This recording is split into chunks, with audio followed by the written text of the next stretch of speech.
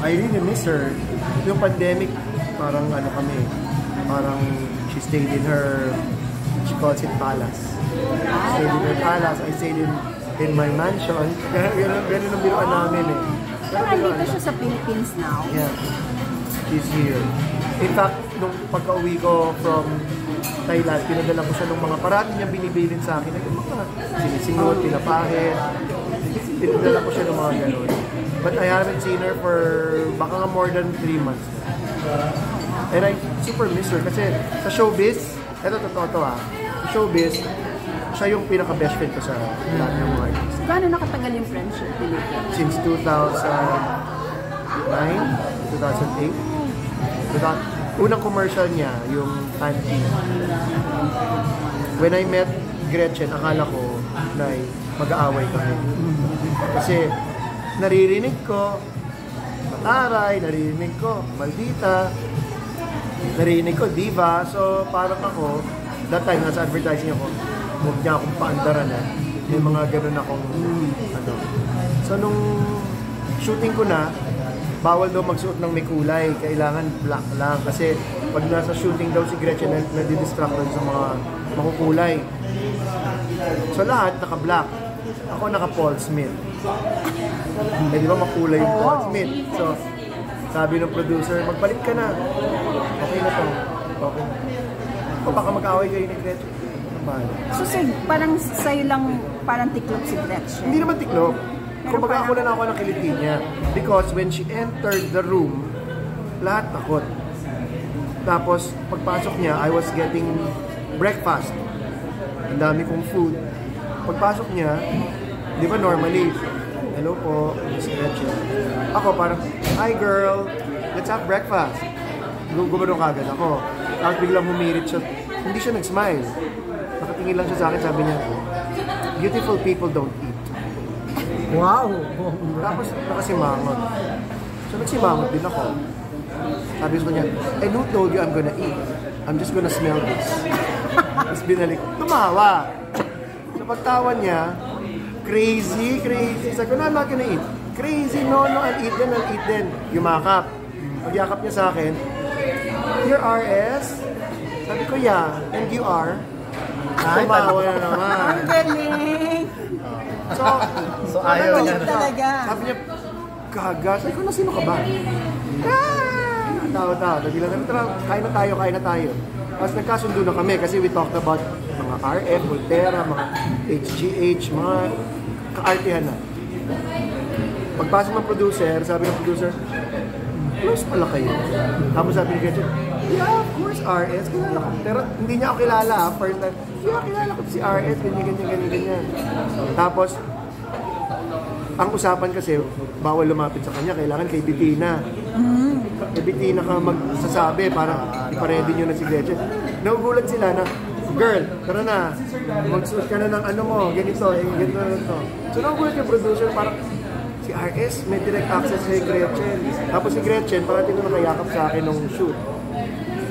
Tawa lang kami ng tawa ng shoot. Tawa lang since tawa. then? Ito, I was with her pala, sorry. I was with her pala last month nung namatay yung mami ni Atong Ang. Pero mabilis lang, kaya hindi ko yun account. Kinikwento sa akin ni Gretchen, di daw niya makalimutan yung time na first meeting namin, sinushoot ko siya ng panty. Close up shot, ang unang shot ko sa kanya para fresh pa. Para bago ganyan. Tapos, sobrang tight ng shot. Sabi ko, wag kang gagalaw, Gretchen, wag kang gagalaw. Sabi niya, yun yung time na nagpaturok siya ng lips. Eh, may mic ako. Gretchen, please don't pout your lips. Sabi niya, Gretchen, please don't pout your lips. Bitch, don't pout your lips! Sabi niya, bitch, my lips are filled! Tawa na lahat ng tao. Sabi, grabe kayong dalawa. Sabi ko, kilala ko lang dyan, pero we get it wrong. Sabi sa akin, what can I do? Magapa tong lips ko. So, kinuwento niya to last month.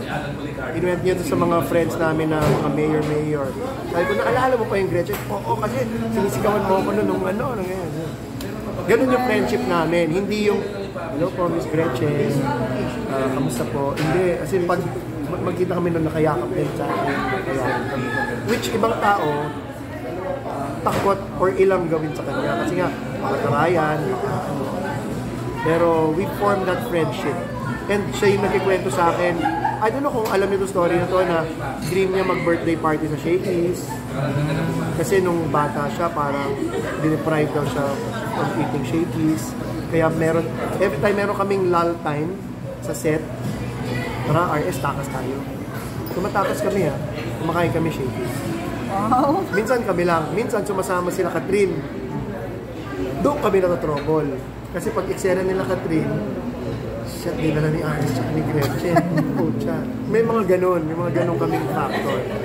Ang mga comfort food namin ni Gretchen, di ba, ang iniisip nyo, gusto nyo chibo or luso or ganito. Ang comfort food ng Shakey's tsaka burger machine. Wow. Kinikwento niya sa akin nung nasa RPN pa yung, ano show yun before?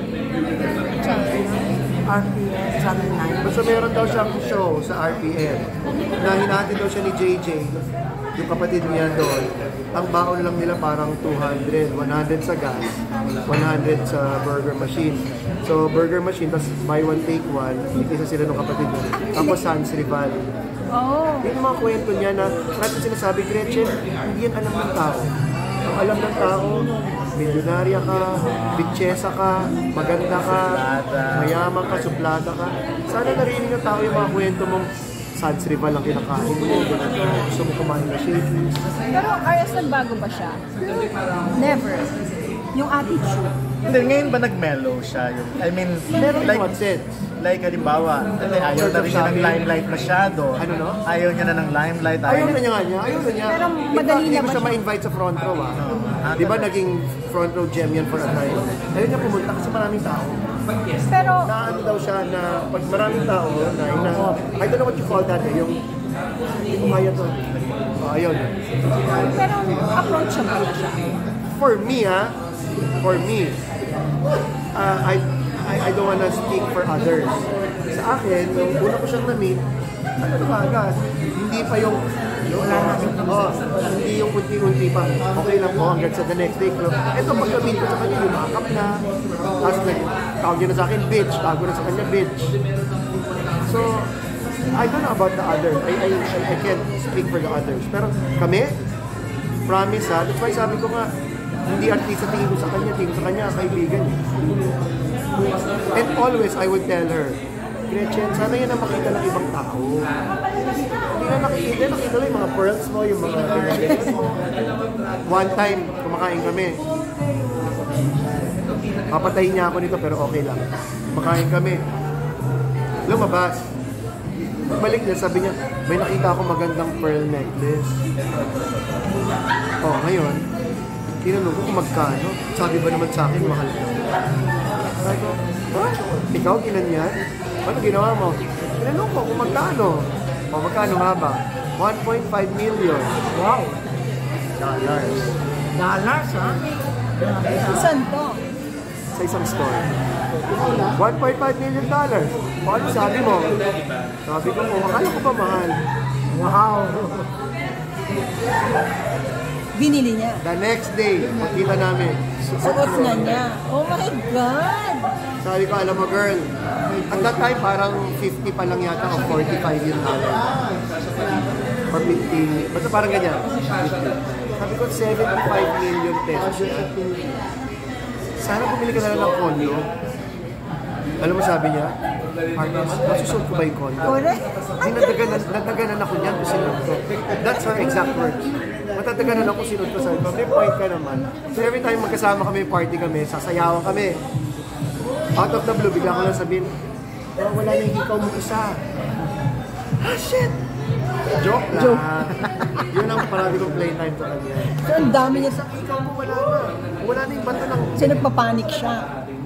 Joke lang. Kasi mahilig siya uminom. Ako hindi ako uminom kasi. So, papanudin ko lang sila mag-lasing. At pag kami doon lasing na, playtime ko na sila lahat. Gretchen, sorry, alam mo, wala na. Putang ina. Ang saya ng Masaya friendship siya. niyo. Sana ganun ang pagkakilala ng tao sa kanya. Yun lang. So never na siya Beneficiary mag-show. dito ni Gretchen, di ba? Beneficiary ka rin ni Gretchen nung pandemic. Oh, di ba nagpadala siya ng mga... Box. Hindi lang, alam mo, kahit nga yung mga kaibigan ko sa teatro na wala nang kinalaman sa show. Binigyan niya? Lahat. Lahat. Binigyan niya ka. Kahit yung mga artista Kayo, given na kayo. Pero Kasi mga may- artista para padala niya pa. Hindi, mga artista, given na rin. At talking about yung mga crew ng teatro, Hindi, yung mga na crew. wala na talagang... Hindi, dati mga crew ng ano, ng show.